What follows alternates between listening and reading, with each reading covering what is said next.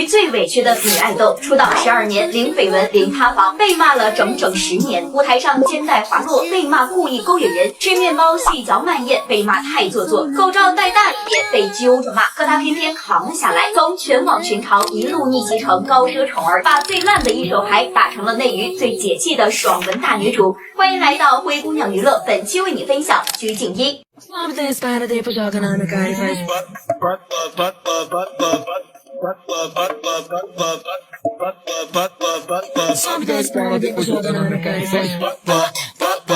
1994年，她出生在四川遂宁一个普通家庭，从小就喜欢唱歌跳舞，心里早早埋下了舞台梦。她没有显赫的家世，也没有所谓的捷径，所有底气都是靠自己一点点练出来的。2013年，为了追梦，她毅然放弃高考，一人从四川遂宁来到上海参加 SNH48二期生选拔。当时报名人数接近48000人，全是怀揣梦想的女孩，竞争极其激烈。鞠婧祎靠着扎实的唱跳基础和不服输的韧劲儿，一路过关斩将，最终以票选第1的成绩成为35名二期生之一。经过3个月的系统训练，她登上公演舞台正式出道。那时候的她眼里有光，满心都是对舞台的热爱。可她怎么也没想到，从出道那天起，长达10年的被配之路就此开始。而这一切的起因荒唐又离谱。2014年，日本一个论坛评价 SNH48是中国4000年一遇的偶像团体，结果国内媒体转载时把团体直接改成美女，这个夸张的标签硬生生安在了鞠婧祎一个人身上，从此铺天盖地的谩骂和网暴再也没有停过。她被网友放在放大镜下，一言一行都被恶意解读。舞台上肩带滑落，明明是正常意外，却被骂故意博眼球、刻意撩人。没人在意她临场反应有多转变，也没人愿意相信这只是一场失误。2020年一段综艺片段更是把她推上风口浪尖。她吃面包时习惯细嚼慢咽，被网友数着嚼了多少下，全网嘲讽她做作凹精致人设。后来她专门发视频解释，还现场演示，说明这只是个人习惯。可这份澄清不仅没用，反而被